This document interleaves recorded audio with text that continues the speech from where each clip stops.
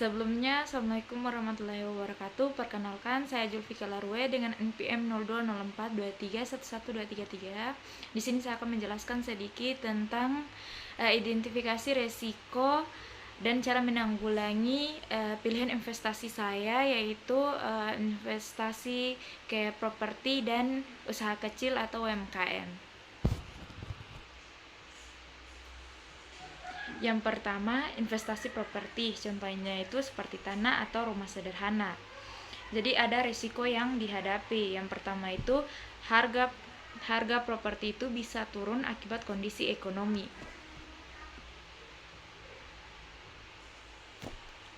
Artinya itu harga rumah atau tanah tidak selalu naik. Kalau ekonomi seseorang itu sedang buruk, maka daya beli masyarakat itu menurun sehingga harga properti itu bisa ikut menurun. Yang kedua itu properti sulit dijual cepat atau resiko likuiditas. Artinya properti ini tidak mudah dijual, diubah menjadi uang tunai dengan cepat. Contohnya itu kalau kita butuh uang mendadak atau mendesak, rumah tidak bisa langsung terjual dalam waktu 1 hari atau 2 hari. Kita harus menunggu orang untuk membeli rumah kita atau tanah kita. Kemudian yang ketiga yaitu resiko kerusakan bangunan, seperti kayak usia rumah, usia bangunan, cuaca, banjir, gempa, atau kurang perawatan, seperti kayak atap bocor, dinding retak, pipa rusak, atau cat yang mengelupas atau cat yang sudah lama. Kemudian yang keempat, resiko menyewa, menunggak, atau rumah kosong. Artinya ini kalau misalnya properti itu disewakan, ada kemungkinan penyewa itu telat bayar, adapun juga tidak bayar atau tidak ada penyewa sama sekali. Kemudian yang kelima yaitu konflik legalitas tanah atau sertifikat. Contohnya itu kayak sertifikat ganda, sengketa warisan, tanah ternyata milik orang lain, atau IMB tidak lengkap. Dampaknya itu bisa berujung masalah hukum dan kerugian besar. Kemudian ada cara menanggulangi risiko tersebut. Yang pertama itu membeli properti di lokasi strategis dan berkembang. Artinya ini kita harus pilih lokasi yang mempunyai potensi bagus, seperti di dekat kampus, pusat kota, pasar, jalan besar, atau tempat-tempat wisata. Kemudian yang kedua ini memastikan legalitas lengkap, seperti SHM, IMB, dan pajak. Jadi semua dokumen ini harus jelas agar tidak terjadi kesalahan atau masalah hukum, tidak terjadi masalah hukum. Jadi SHM ini sertifikat hak milik, dan IMB ini izin bangunan. Jadi dan pajaknya juga itu harus lunas. Kemudian yang ketiga, menyisihkan dana perawatan bangunan. Jadi investor itu harus mempunyai dana cadangan untuk memperbaiki kerusakan. Contohnya itu biaya cat ulang, servis listrik, perbaikan atap, serta renovasi kecil terhadap properti tersebut. Kemudian yang keempat, menggunakan sistem kontrak sewa yang jelas. Jadi perjanjian dengan penyewa itu harus tertulis dan rinci. Isi kontraknya itu biasanya ada harga sewa, waktu pembayaran, aturan penggunaan rumah, serta denda keterlambatan jika terjadi terlambat membayar uang yang telah disepakati.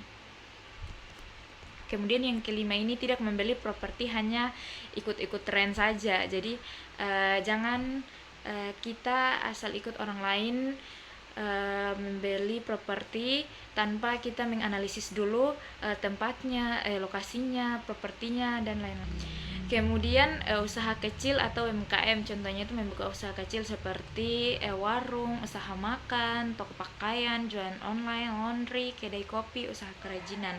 Jadi ada resiko yang dihadapi. Yang pertama itu resiko usaha gagal. Jadi resiko usaha gagal ini yaitu usaha tidak bisa berkembang, bahkan tutup karena berbagai faktor, seperti kurangnya pelanggan, modal habis, produk tidak diminati, dan manajemennya buruk.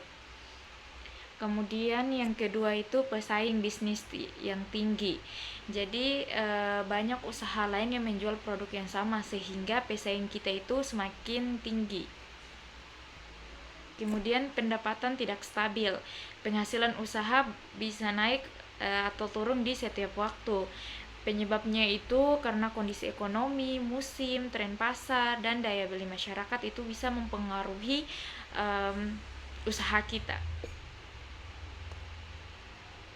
Kemudian salah pengelolaan keuangan usaha. Jadi pemilik usaha itu tidak mengatur uang dengan baik. Contohnya itu misalnya itu kayak uang usaha itu dipakai untuk kebutuhan pribadi, tidak mencatat pemasukan dan pengeluaran, dan biasanya itu terlalu banyak hutang. Kemudian yang terakhir, resiko kerugian operasional. Jadi kerugian yang muncul dari kegiatan usaha sehari-hari seperti barang rusak, bahan baku naik, listrik mahal, alat usaha rusak, dan stok tidak laku. Itu bisa mempengaruhi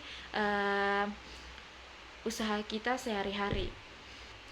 Kemudian ada cara menanggulangi risiko tersebut. Yang pertama, mulai usaha sesuai kemampuan dan pengalaman.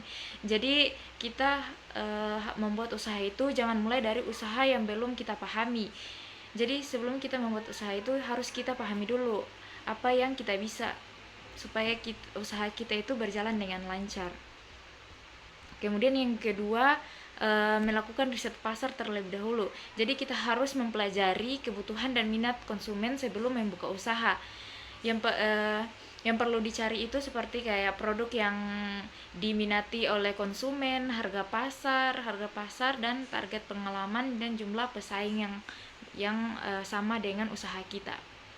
Kemudian yang ketiga itu membuat pencatatan keuangan yang rapi. Jadi semua pemasukan dan pengeluaran itu harus dicatat dengan tepat dan teliti agar tidak mengalami kerugian.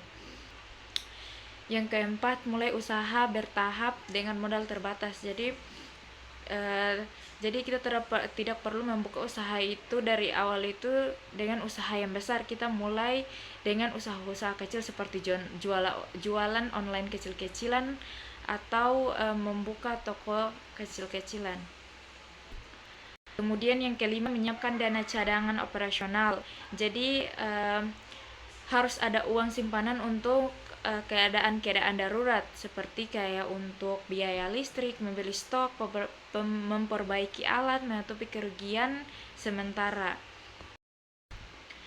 Jadi kesimpulannya, setiap bentuk investasi atau usaha pasti memiliki peluang dan keuntungan dan juga resiko. Jadi keberhasilan tidak hanya ditentukan oleh modal, tetapi juga oleh perencanaan, pengetahuan, pengelolaan resiko, serta kemampuan mengambil keputusan yang tepat dan yang baik.